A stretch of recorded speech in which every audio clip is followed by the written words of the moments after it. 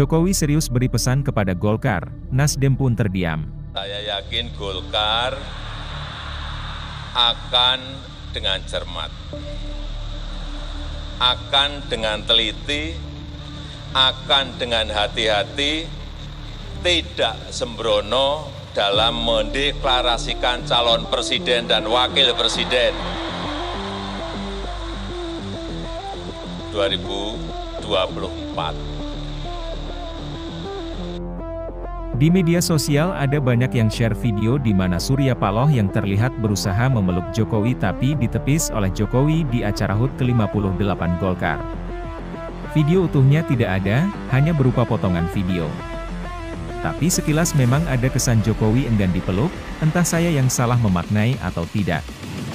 Tapi banyak yang berpikiran sama dengan saya.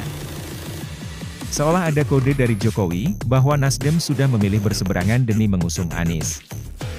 Jadi ada baiknya jaga jarak saja.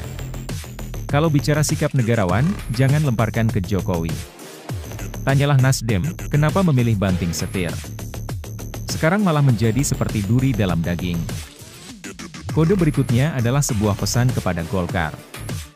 Dia mewanti-wanti partai Golkar agar tidak sembrono mendeklarasikan calon presiden untuk Pilpres 2024, sebab Indonesia merupakan negara besar. Saya kan hanya memberikan sebuah gambaran bahwa siapapun capres-cawapres yang dipilih itu memang harus hati-hati karena menahodai 273 juta rakyat Indonesia, kata Jokowi. Jokowi yakin partai Golkar tidak akan sembrono dalam mendeklarasikan calon presiden yang akan maju di pemilu 2024 mendatang.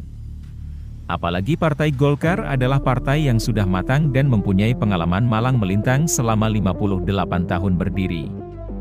Golkar juga sudah banyak makan asam garam perpolitikan Indonesia. Jokowi juga mengingatkan agar penentuan capres dan cawapres harus melalui pertimbangan yang matang.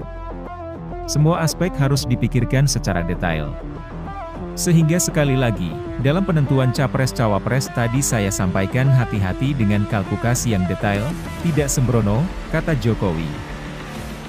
Terdengar seperti sentilan telak kepada Nasdem, bukan? Jokowi minta jangan buru-buru deklarasi capres, tapi Nasdem dengan segala niatnya dengan cepat mengusung Anies sebagai capres. Ada kepentingan mendesak yang membuat Nasdem cepat-cepat mengusung Anies. Kalau orang awam melihatnya, ini adalah tanda nafsu politik yang sangat besar. Saking tak tahan, etika-etika politik pun ditabrak. Mirip dengan Anies yang suka menabrak aturan demi memuaskan manuver politiknya. Dari sini saja sudah terdengar jelas kalau Jokowi tidak terlalu setuju dengan langkah yang dilakukan Nasdem saat ini. Apalagi sejak mengusung Anies, Nasdem menjadi agak ugal-ugalan. Lewat Zulfan Lindan, dia membabi buta menyentil pihak lain, sembarangan bikin statement dan membuat perdebatan sengit hingga akhirnya ditindak tegas untuk sementara. Kalau dalam bahasa frontal versi saya, jangan buru-buru pilih capres, waktu masih banyak dan panjang, apalagi buru-buru pilih capres yang tidak bisa kerja tapi cuma jago tata kata. Negara ini bukan seperti bisnis kecil atau UMKM yang bisa dipimpin siapa saja. Indonesia adalah negara besar dengan jumlah penduduk terbanyak keempat di dunia. Butuh pemimpin yang mumpuni, bukan pemimpin asal-asalan jualan janji manis dan kata-kata indah. Apalagi yang di belakangnya adalah elit-elit yang dari wajahnya sudah tidak sabar untuk berjaya.